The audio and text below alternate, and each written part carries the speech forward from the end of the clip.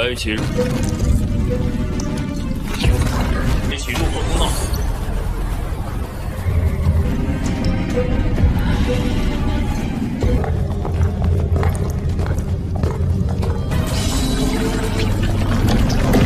Halo guys, selamat bertemu kembali di Akur Channel. Saat ini Mimin akan membagikan kembali alur cerita Swallow Star episode 649 sampai 650 atau episode 675 sampai 676 dan tak bosan-bosannya, Mimin ingin memohon maaf yang sebesar-besarnya untuk adegan dalam video dengan alur cerita akan sangat berbeda. Baiklah, tidak usah basa-basi berlama-lama. Selanjutnya kita langsung saja ke ceritanya.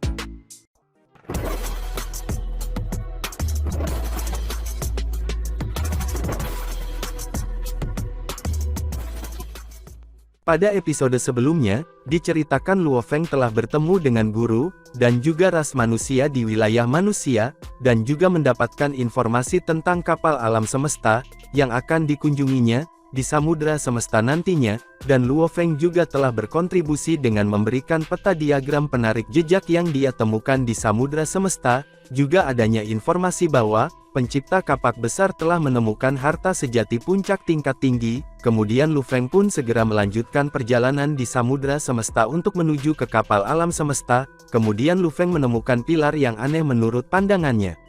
Pilar-pilar sihir surgawi ini sangat ajaib, dan memberikan dampak dari tekad yang tak ada habisnya. Semakin dekat mereka, semakin dampak kehendak intimidasi mereka bisa didapatkan. Dan semakin dekat dengan pilar sihir surgawi ini, semakin cepat kecepatan waktunya. Maka kecepatan waktu dapat mencapai rasio 100:1, atau bahkan 1000:1. Kecepatan waktu ini adalah alasan mengapa Luo Feng memutuskan untuk menuju ke ruang ini dengan pilar sihir surgawi. Bagaimanapun, hanya dengan menjelajah lebih dalam dan lebih dalam ke wilayah internal untuk tiba di tanah tersebut, untuk mengasah tekad adalah proses panjang yang bisa memakan waktu beberapa ratus atau 1000 tahun. Proses perjalanan bolak-balik akan memakan waktu yang sangat lama.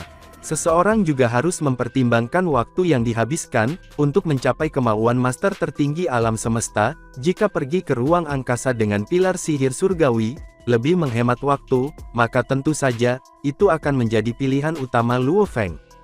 Harta karun terbesar yang tersembunyi di dalam bintang asli, yaitu berada di dalam kuil disambiguasi.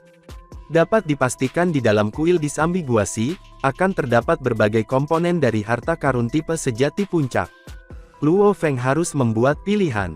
Dia sudah mendapatkan satu batu cermin disambiguasi, jadi dia memenuhi syarat untuk memasuki kuil tersebut.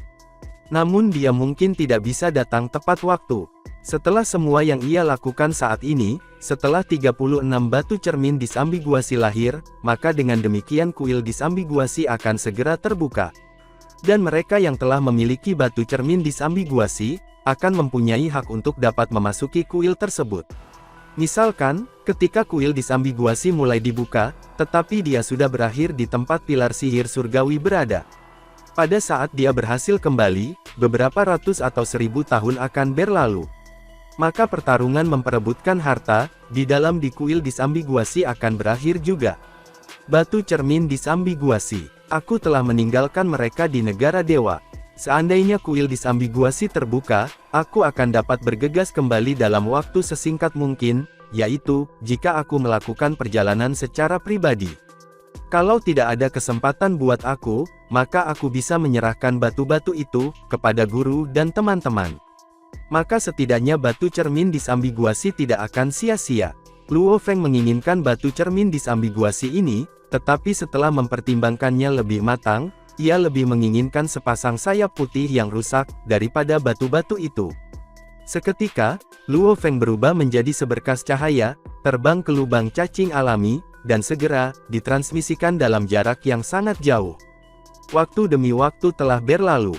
Setelah menghabiskan waktu, hampir 12 hari di Samudra Semesta yang luas, Luo Feng akhirnya tiba di salah satu dari 3 daratan paling berbahaya, yaitu kapal alam semesta. Di depan itu, adalah kapal alam semesta. Luo Feng terus berteleportasi berulang kali, selama beberapa menit. Tiba-tiba, pemandangan di depannya berubah. Aliran udara kacau tiba-tiba menipis secara sesungguhnya. Dari kejauhan, pemandangan yang lebih mencengangkan pun dibuka. Luo Feng berdiri di ruang hampa, saat dia melihat pemandangan yang tak dapat dipercaya, miliaran tahun cahaya jauhnya. Meskipun dia telah menyaksikan adegan ini sebelumnya, ketika dia sedang mencari informasi yang dia temukan, ini adalah pertama kalinya dia melihat kapal alam semesta yang sebenarnya, dan dia merasakan kejutan yang sangat luar biasa. Kapal alam semesta yang menjulang tinggi tak terukur, adalah kapal angkatan laut yang rusak, seperti raksasa yang tak tertandingi. Itu setinggi beberapa puluh juta tahun cahaya, dan selama miliaran tahun cahaya. Itu adalah campuran kompleks dari hitam pekat dan ungu membingungkan, dan tubuhnya, bahkan dari beberapa miliar tahun cahaya jauhnya, Luo Feng bisa melihat bintik-bintik padat, dari daerah yang rusak yang penuh dengan retakan dan lubang. Itu seperti kapal angkatan laut yang telah ditembak oleh rentetan laser, kemudian diretas oleh banyak pedang raksasa, itu benar-benar rusak. Tiba-tiba, gaya gravitasi yang kuat dilepaskan dari dalam kapal alam semesta, menelan aliran udara kacau di sekitarnya dengan panik, menyebabkan aliran udara kacau di sekitarnya, untuk selalu dipertahankan pada kondisi yang menipis. Setelah menelan aliran udara yang kacau, seluruh kapal alam semesta mampu mempertahankan pelepasan kekuatannya yang tiada akhir. Sungai api yang melingkar, dan raksasa mengelilingi kapal alam semesta, sementara laut dingin yang luas menyelimutinya dengan udara dingin. Di tengah udara dingin, samar-samar orang bisa melihat gunung es yang berkilauan dan transparan, yang menyerupai cermin. Pada saat yang sama, pusaran angin besar berkecamuk di sekitarnya. Tiba-tiba, seekor ular listrik raksasa yang panjangnya puluhan ribu tahun cahaya, mengamuk dan meraung. Garis-garis sinar cahaya cemerlang dari berbagai warna menyilaukan Luo Feng.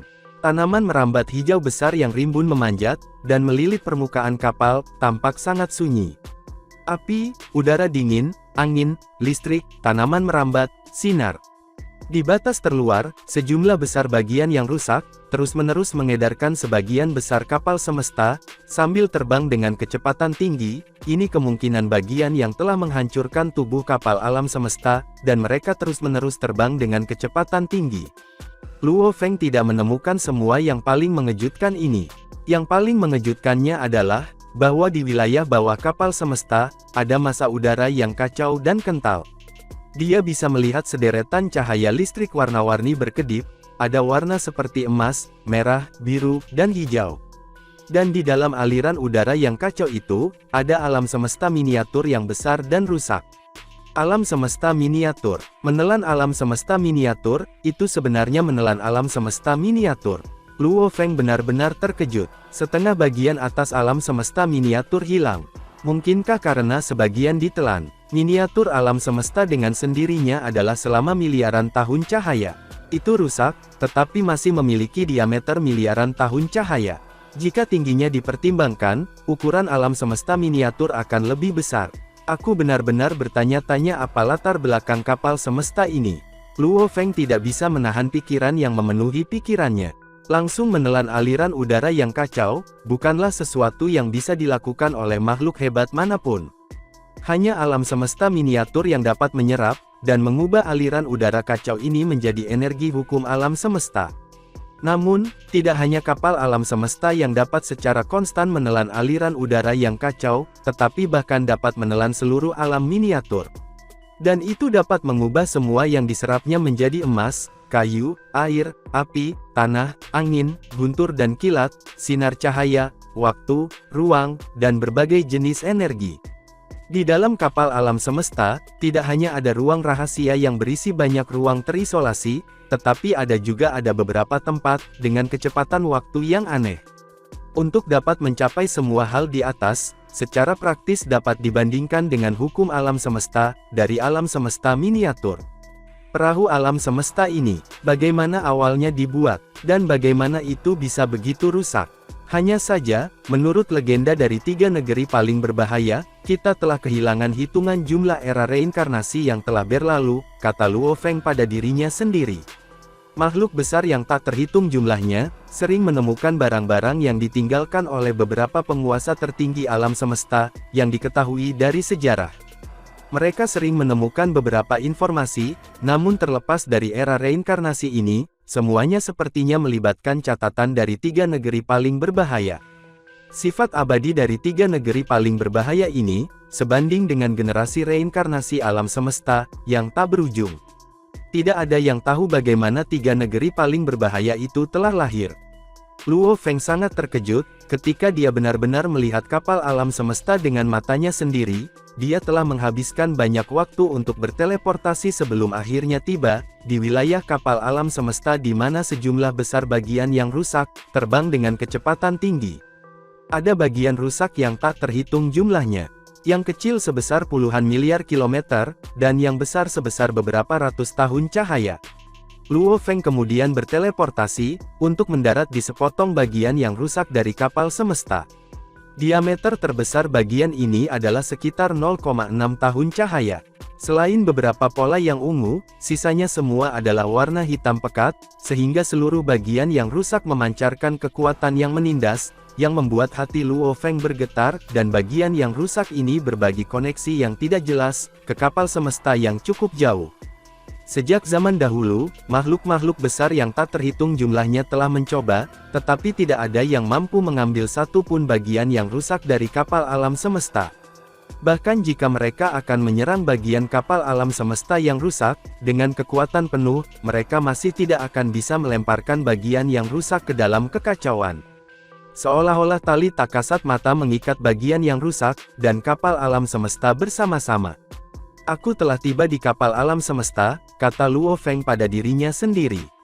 Aku akan pergi ke tempat berkumpulnya sesama umat manusia dulu. Dengan itu, sosok manusia bisa terlihat berkeliaran di ruang kosong. Setelah menghabiskan sekitar 5 menit, Luo Feng berteleportasi dan muncul di bagian kapal alam semesta yang rusak, dan berubah dengan cepat. Ini adalah tempat berkumpulnya manusia dari jagat raya. Di 3 negeri paling berbahaya, entah itu sektor puncak miring, kapal alam semesta, atau menghitung pegunungan yang mengalir, umat manusia akan selalu menunjuk tempat berkumpul. Karena proses penjelajahan membutuhkan kewaspadaan, dan kehati-hatian yang sangat tinggi, jika seseorang merasa lelah setelah menghabiskan waktu lama menjelajahi tanah berbahaya, mereka dapat kembali ke tempat berkumpul yang telah ditentukan ini, untuk beristirahat. Bagian-bagian dari kapal alam semesta dekat dengan pusaran angin. Meskipun itu hanya sebagian kecil dari angin, namun itu terasa seperti menghantam Luo Feng di mana-mana, menabraknya seperti pedang. Tetapi bagi Luo Feng, mereka seperti angin sepoi-sepoi. Makhluk muncul. Luo Feng. Gumam Lu Feng seketika terkejut. Paman. Luo Feng menatap Master Gunung Es dengan terkejut. Mengapa kamu di sini? Setelah bertarung dengan Master Yuan Ao, Master Gunung Es sangat dekat dengan Luo Feng ketika mereka mencoba untuk mendapatkan diagram jejak penarik, dan membela diri melawan musuh bersama-sama. Kenapa aku tidak bisa datang ke sini? Kata Master Gunung Es. Bukan itu yang kumaksud, kata Luo Feng. Aku pikir ras manusia berada di sektor puncak miring. Aku pikir kamu berada di sektor puncak miring. Itu benar, kata Master Gunung Es. Kamu baru saja berkontribusi peta besar kapal alam semesta, jadi kita bisa mendapatkan lebih banyak saat pertama. Banyak makhluk besar umat manusia akan datang ke sini. Selain itu, pendiri kapak besar menginginkan harta sejati yang tertinggi, itulah sebabnya dia datang ke sini. Butuh sekitar 100 tahun baginya untuk tiba di sini. Luo Feng terbang berdampingan dengan Master Gunung Es. Dia tidak lagi di sektor puncak miring. Dia mungkin masih pergi di masa depan, Master Gunung Es menjelaskan. Kami punya beberapa foto area bagian dalam, tetapi pendiri kapak besar tidak pernah tiba di sana. Dia cukup beruntung untuk menemukan tempat khusus, dan mendapat harta karun sejati yang tertinggi di sana. Di area inti, ucap Luo Feng terkejut. Harta karun sejati tertinggi biasanya berada di area inti. Tentu saja, ada pengecualian, seperti sayap putih itu. Itu ada di area bagian dalam, jadi dia keluar dengan cepat, kata Master Gunung Es. Konsentrasi umat manusia di kapal alam semesta. Adapun sektor puncak miring, kami akan meninggalkan itu untuk nanti. Luo Feng mengerti, peta yang dikontribusikannya jauh lebih besar. Toh, dia hanya mendapat beberapa potong dari Master Yuan Ao, dan tidak ada yang menunjukkan jalan menuju area inti. Setelah beberapa saat, pada sebuah bagian dari kapal alam semesta, sebuah istana putih yang sakti terletak di sebuah lembah yang besar. Master Gunung Es berjalan ke istana putih yang sakti. Kita perlu menjelajah ke area inti kapal alam semesta. Makhluk tingkat atas dari umat manusia akan datang ke sini satu persatu. Ada 3 dari kita di sini. Aku, Master Emas Kosong, dan Master Zenma. Menjadi ada 4 orang beserta kamu yang ada di sini. Master Zenma, ucap Luo Feng terkejut. Bagaimanapun, aliansi Hong adalah aliansi, kata Master Gunung Es. Kami akan memberikan sebagian dari peta kami kepada mereka. Tapi ingat, mereka adalah ras lain, jadi kami tidak bisa membagikan semuanya, bahkan jika kami berada dalam aliansi yang sama. Semua rahasia ini diperoleh oleh kita manusia. Luo Feng mengangguk. Beberapa ras lain akan memperdagangkan sesuatu di bawah godaan, dan mereka tidak dapat dilacak asalkan tetap bersih. Beberapa makhluk meninggalkan aliansi Hong dan bergabung dengan aliansi lain, seperti Kaisar Api. Luo Feng dan Master Gunung Es mentransmisikan suara mereka menggunakan kekuatan sakti. Luo Feng, Gunung Es. Pemimpin kelompok Bima Sakti, Master Gunung Es. 2 makhluk muncul di depan istana yang sakti, dan menyambut Luo Feng dan Master Gunung Es. Master Emas Kosong, Master Zenma, teriak Luo Feng. Luo Feng tidak terburu-buru, karena Master Gunung Es dan Master Emas Kosong menunggu di luar. Waktu berlalu, dan makhluk-makhluk besar datang satu demi satu, seperti Master Peng Gong dan Master Huang Jian. Suatu hari, Luo Feng dan Master Emas Kosong berdiri di samping tebing. Master Emas Kosong menurunkan alisnya. Apakah kamu memiliki sesuatu untuk dikatakan kepada aku? Master Emas Kosong, kata Luo Feng. 3 dari kita berasal dari bumi. Hong adalah saudara laki-laki aku, sementara aku saudara ketiga, saudara laki-laki aku pergi bersama kamu. Aku masih bisa berhubungan dengan kakak sebelumnya, tetapi aku tidak bisa lagi. Bagaimana keadaannya sekarang? Maksudmu Hong? Master Emas Kosong tersenyum. Lagi pula dia saudara laki-lakimu, dan dia jenius. Dia tidak membuat banyak perbaikan di awal. Namun, dia orang yang spesial. Biasanya, makhluk-makhluk besar tidak banyak mengalami kemajuan di kemudian hari, tetapi ia justru sebaliknya. Dia tidak membaik dengan cepat di awal, tetapi terus membuat terobosan selanjutnya. Master Si Huo adalah murid dari Master Emas Kosong, dan Si Huo Master meningkat sangat cepat.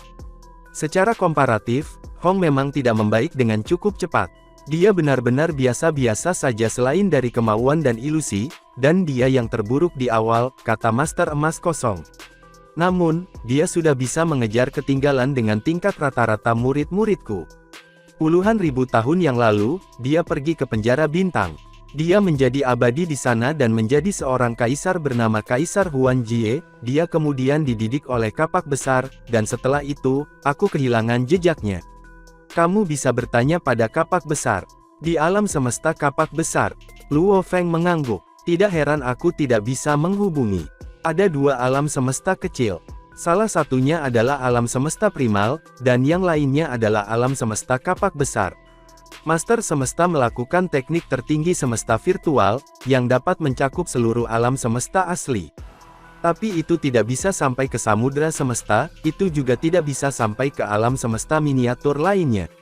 Adapun alam semesta yang asli, itu adalah pengecualian.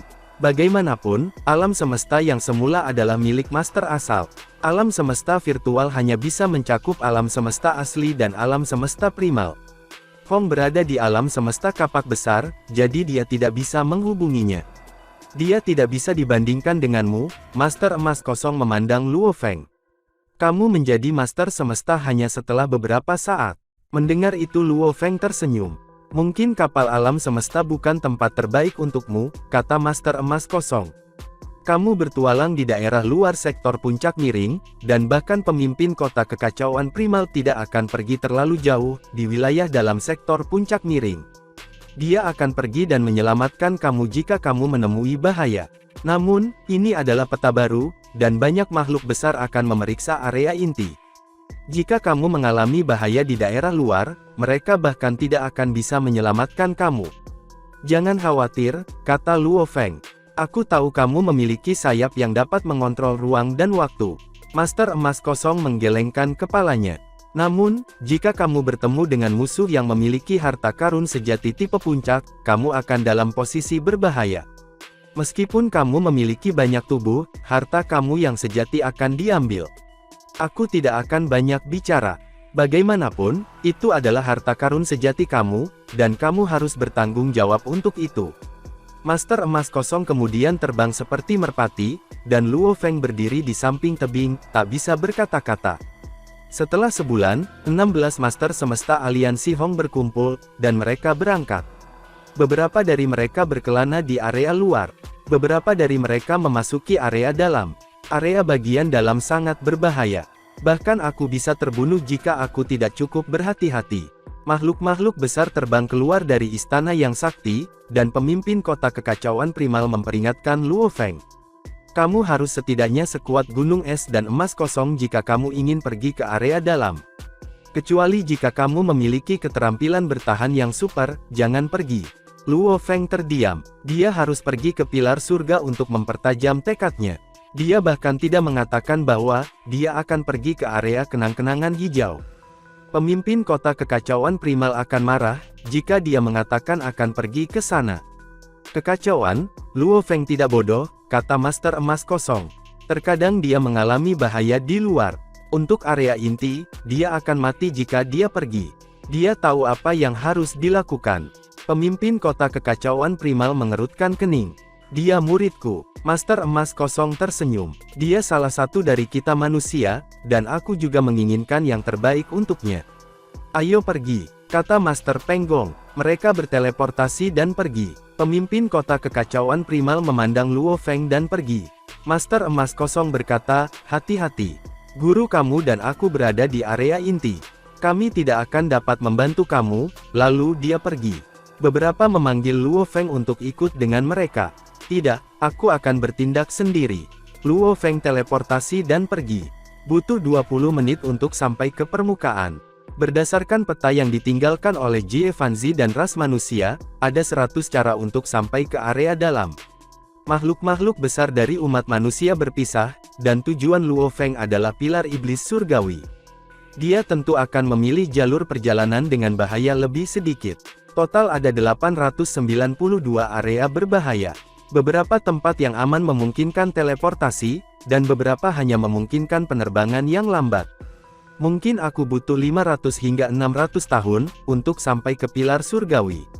Pindah, seketika Luo Feng terbang ke celah di sana. Itu adalah retakan besar 280.000 tahun cahaya, dan lebar 92 tahun cahaya. Ada tanaman merambat di sekitarnya, dan banyak kristal es juga. Luo Feng pergi ke celah besar. Dia baru saja terbang, dan sekilas, yang bisa dilihatnya hanyalah kegelapan yang tak ada habisnya. Hanya ada jejak samar sinar bias yang disebabkan oleh kristal es. Sangat dingin, kata Luo Feng. Dia melesat ke langit dan terbang dengan kecepatan tinggi, sambil memainkan kerajaan emasnya. Cahaya keemasan buram menyebar secara instan, menyelimuti area dengan radius 80 tahun cahaya. Namun, beberapa daerah yang jauh di antara kristal es tidak dapat ditembus, dan karenanya tidak dapat dijelaskan. 80 tahun cahaya berisi ribuan daerah, namun daerah tertentu tidak normal, sehingga cahaya keemasan tidak dapat menyelidiki mereka. Hanya wilayah yang lebih biasa saja, yang bisa dieksplorasi lebih menyeluruh. Tentu saja, Luo Feng menahan jumlah kekuatan yang diberikan oleh kerajaan emasnya, dia hanya perlu cukup untuk mempertahankan fungsi penjelajahannya.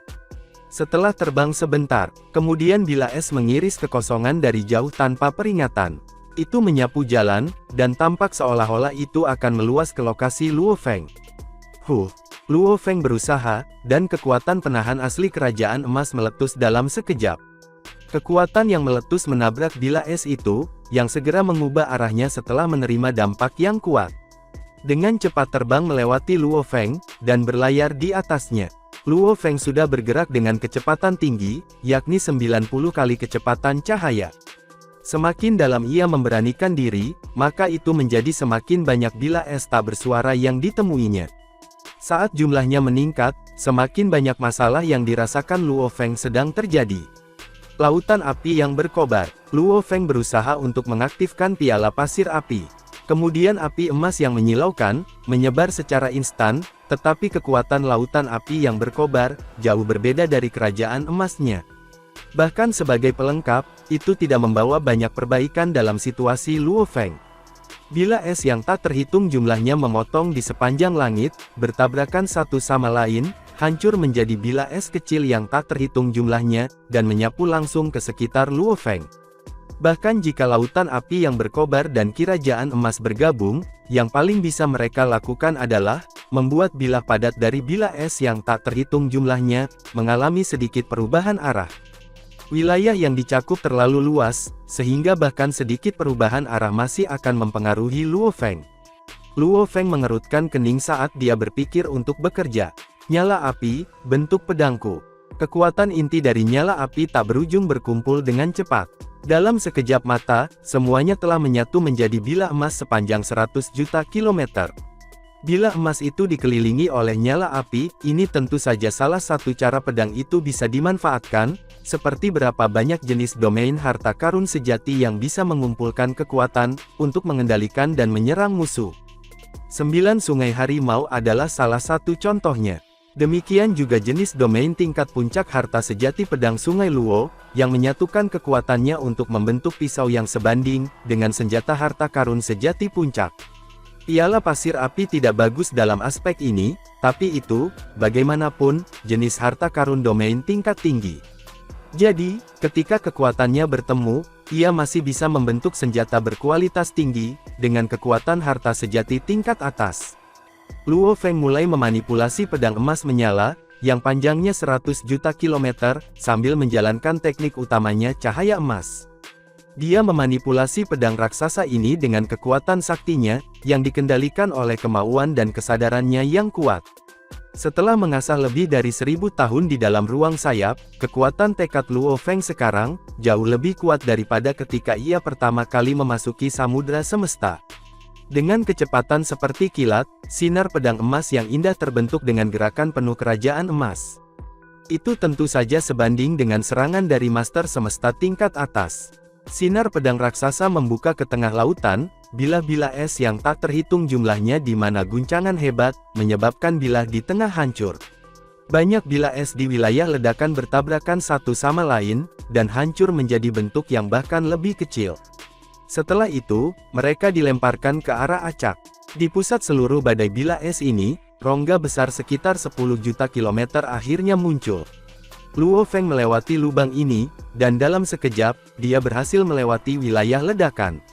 Ini hanya wilayah pertama di jalur perjalanan aku, bisik Luo Feng, dan membentang dalam rentang 2100 tahun cahaya. Satu-satunya masalah adalah bilah es. Semakin dekat aku ke inti, semakin banyak bilah es. Setiap bilah es sebanding dengan serangan kekuatan penuh oleh master semesta biasa.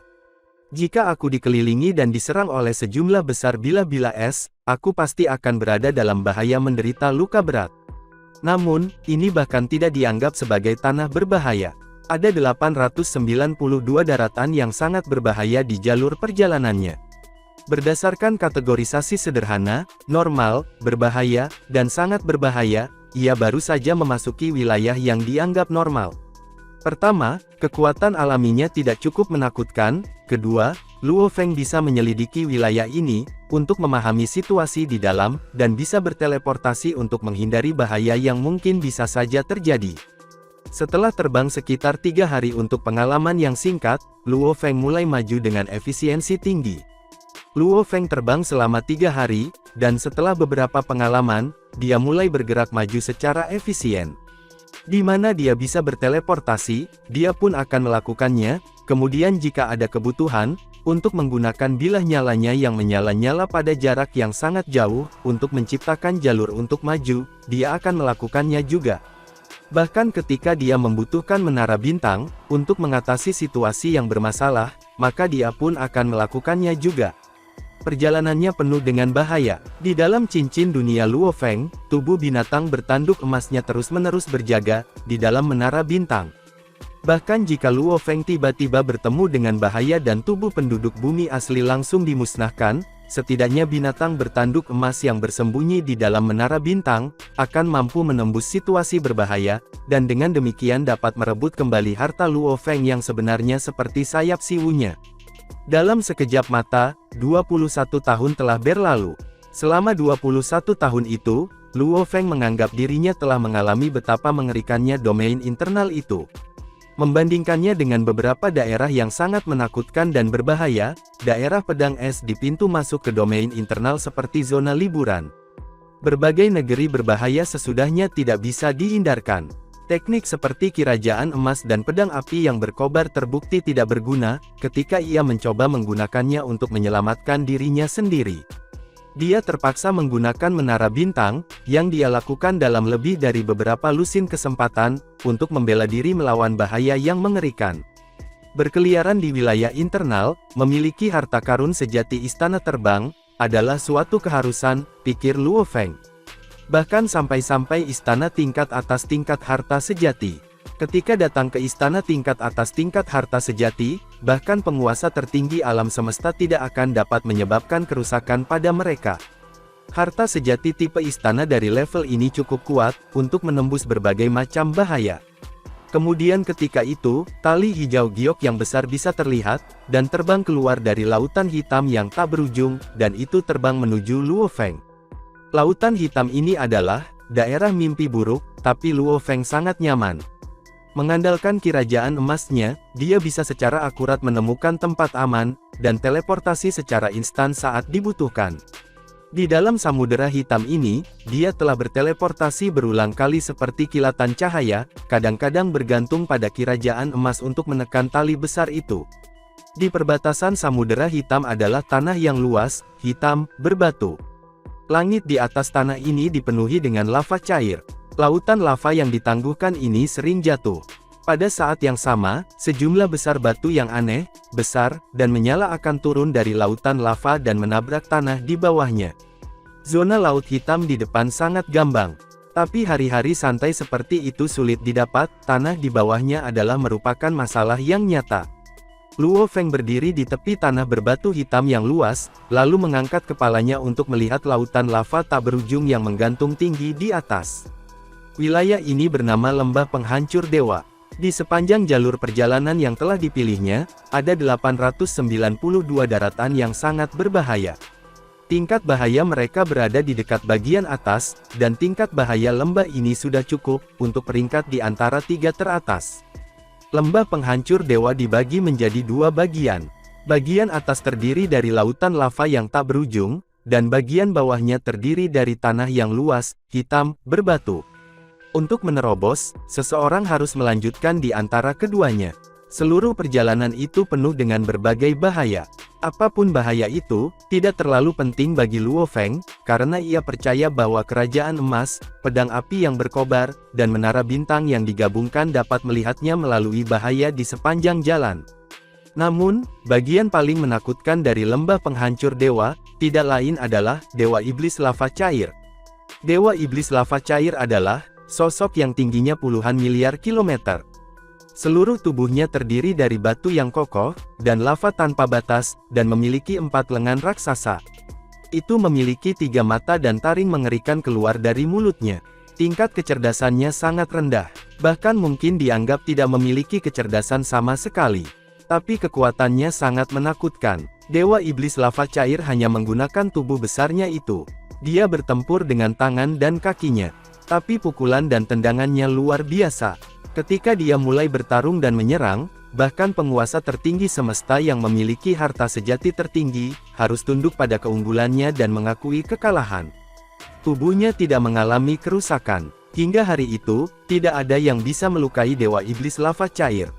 Begitu terlibat dalam pertempuran, bahkan master tertinggi alam semesta tidak akan bisa lepas darinya, dan para master semesta dan yang lainnya bertukar pukulan dengannya, pasti akan dihancurkan.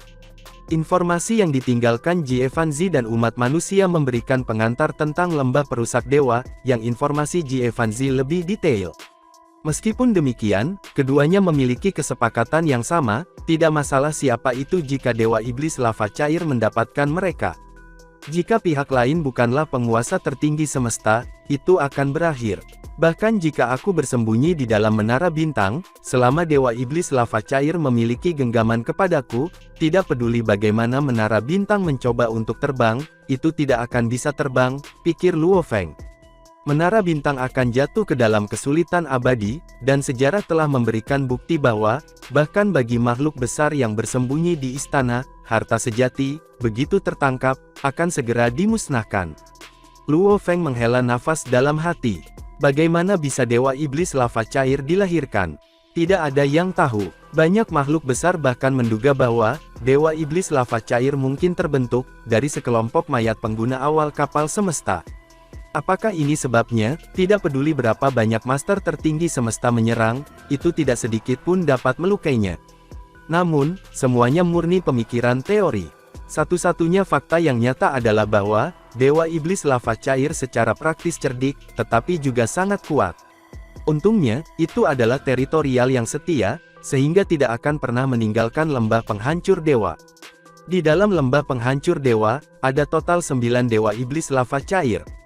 Dewa Iblis Lava Cair setinggi puluhan miliar kilometer, pikir Luo Feng, dan gerakan otomatisnya sangat cepat. Saat aku jatuh dalam jarak 10 miliar kilometer darinya, menara bintang tidak akan lagi bisa melarikan diri. Bahkan pencipta kapak besar harus bersembunyi darinya. 9 Dewa Iblis Lava Cair, aku harap aku cukup beruntung, dan dapat bersembunyi dari mereka. Lembah perusak dewa menempati area puluhan ribu tahun cahaya. Ada sebagian dari itu di mana ruang dan waktu, tampaknya benar-benar beku, bahkan tanpa sedikit pun gelombang. Ada sangat sedikit daerah yang memungkinkan teleportasi, dan ada banyak tempat yang tidak dapat diselidiki oleh cahaya emasnya. Luo Feng mengepakkan sayapnya, memunculkan cahaya keemasan buram yang menyebarkan sinarnya, selama radius 80 tahun cahaya. Setelah itu, ia terbang langsung ke lembah penghancuran dewa. Suhu yang terbakar membawa sedikit kerutan di wajah Luo Feng. Ini cukup untuk memusnahkan ksatria alam semesta. Dari waktu ke waktu, sejumlah besar lava akan jatuh dari ketinggian dan akan menabrak bumi. Luo Feng harus berhati-hati ketika menghindari lava yang jatuh. Itu adalah kejadian umum, dan bahaya yang ditimbulkannya cukup kecil. Rintangan paling berbahaya adalah batu-batu besar di dalam lautan lava yang tidak meleleh. Batu-batu besar ini jatuh dengan kecepatan tinggi, dan dampak yang mereka hasilkan ketika mereka mendarat di tanah padat, sudah cukup untuk menghancurkan master alam semesta sampai mati. Namun hal yang beruntung tentang batu-batu ini adalah, bagaimanapun, mereka adalah benda mati, jadi menghindarinya menjadi sangat memungkinkan. Menempati area setidaknya ratusan juta kilometer, pedang api yang berkobar emas tiba-tiba merosot menjadi batu raksasa yang jatuh, yang panjangnya puluhan ribu kilometer, menyebabkan batu besar itu terbang ke satu sisi. Lava yang jatuh, dan sesekali jatuhnya batu langit besar, Luo Feng harus sangat berhati-hati saat ia maju.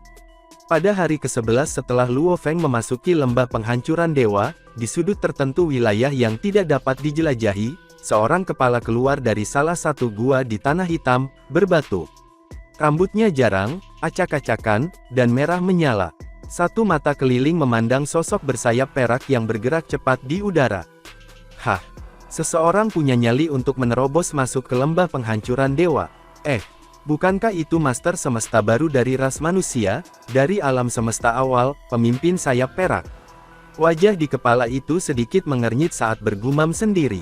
Umat manusia telah mengumumkan di depan umum bahwa, Luo Feng akan dinamai pemimpin kelompok Bima Sakti, tetapi di sektor puncak miring, Luo Feng mendapatkan reputasinya dengan sayap peraknya.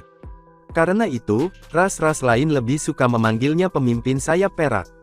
Anak muda, kamu baru saja menjadi master semesta belum lama ini. Kamu memiliki sayap perak yang dapat mengontrol waktu dan ruang, dan begitu penuh dengan percaya diri, kamu sehingga kamu berani mencoba menembus wilayah internal. Terutama di lembah penghancur dewa. Hehehe, sepertinya sayap perakmu akan jatuh ke tanganku segera. Sosok merah berapi-api yang tampak seperti anak manusia, terbang langsung keluar dari gua dalam satu gerakan cepat. Itu adalah hari ke-11 setelah Luo Feng memasuki lembah penghancuran dewa, dan Luo Feng menjadi lebih berhati-hati. Itu pasti tempat paling berbahaya di kapal alam semesta, bahkan tanpa Dewa Iblis Lava Cair itu. Dia tidak bisa ceroboh sedikit pun di lembah penghancur dewa. Lava kadang-kadang jatuh dari langit, yang membuat lembah penghancur dewa luar biasa panas, dan ruang itu terpuntir. Terkadang, batu-batu besar juga jatuh dari langit. Hah! Luo Feng mengerutkan kening. Negara emasnya mendeteksi keberadaan makhluk hebat di belakangnya. Apakah dia Yin Tuo dari era reinkarnasi alam semesta pertama? Dia segera mencocokkan aura tersebut, dan penampilan makhluk hebat dengan database yang dimilikinya. Yin Tuo adalah makhluk agung dari sekolah dewa leluhur, di era reinkarnasi pertama. Dia adalah bentuk kehidupan khusus yang terlihat seperti anak kecil. Dia adalah bentuk kehidupan khusus yang tidak dilahirkan di era alam semesta, tempat Luo Feng tinggal. Namun dia sangatlah kuat. Juga, dia mengikuti jalan Dewa Binatang Emas. Dia juga mahir dalam pertempuran jarak dekat dan senjata kekuatan spiritual. Senjata kekuatan spiritual yang dia gunakan adalah harta karun sejati puncak yang dikenal sebagai armor sulfon emas. Dia adalah master alam semesta tingkat atas yang bisa menyaingi master gunung es dan master emas kosong. Dia adalah bentuk kehidupan khusus dengan tubuh sakti yang unik dan hampir mustahil untuk membunuhnya. Sekolah dewa leluhur mewakili hukum asal mula alam semesta asli. Setelah satu reinkarnasi, sekolah dewa leluhur dari era alam semesta pertama lolos, dan mereka tidak bisa kembali ke alam semesta yang asli. Tanpa bantuan asal alam semesta, keuntungan sekolah dewa leluhur telah hilang. Itu menjadi aliansi yang longgar. Namun, Yin Tuo sendiri hanya sedikit jumlah sepertinya, dan lebih buruk dari Master An Yong. Ini dia, Luo Feng mengerutkan kening. Bahkan Master Emas Kosong lebih mudah untuk ditangani daripada dia. Mustahil untuk membunuhnya. Yin Tuo mencoba mengendalikan ruang dan waktu, namun ia ditolak oleh cahaya keemasan redup. Kontrol Luo Feng atas ruang dan waktu telah melampaui kendali para penguasa semesta, bahkan sebelum pergi ke ruang sayap, belum lagi sekarang. Hahaha, manusia, kata suara melengking. Beraninya kamu datang ke lembah penghancur dewa. Harta karun perak sejati kamu ini memang istimewa, dan wilayah emas itu memang kuat. Aku akan mengampuni kamu jika kamu memberi aku sayap perak itu. Luo Feng mencibir, itu hanya ada dalam mimpimu, Yin Tuo. Melalui negaranya yang keemasan, sebuah batu besar jatuh dari lautan lava di belakangnya. Batu itu memiliki diameter lebih dari 300 juta kilometer, kemudian anjlok dengan kecepatan sangat tinggi. Batu-batuan itu bisa membunuh sebagian besar penguasa alam semesta, jika memiliki diameter lebih dari 100 juta kilometer, dan dengan negara emas, kekuatan batu itu melonjak. Dan itu terbang menuju Yin Tuo. Batu itu memutar ruang, dan jatuh seperti seberkas cahaya. Yin Tuo pun berteriak, dan serpihan-serpihan emas keluar dari tubuhnya. Miliaran pecahan emas muncul di langit, dan mengelilinginya seolah-olah pecahan itu terhubung. Banyak utas hukum yang menghubungkan mereka dengan segera, dan bentuk-bentuk emas mulai bergabung satu sama lain. Kadal emas ganas bertanduk tunggal, sepanjang 100.000 kilometer muncul. Itu adalah Dewa Binatang Emas. Kadal bertanduk tunggal itu kuat seperti Dewa Binatang Buas, dan Yin Tuo tetap berada di tubuh kadal itu. Betapa mengesankan tekniknya, Luo Feng tidak bisa menahan diri untuk berseru. Itu seperti kelahiran kembali Dewa Binatang Buas. Dia belum bisa melakukan itu. Kadal emas itu meraung, dan ia berlari menuju batu itu. Dia tidak menghindarinya, sebaliknya, dia malah menabrak batu tersebut, seperti kereta barang yang ditabrak oleh sebuah mobil.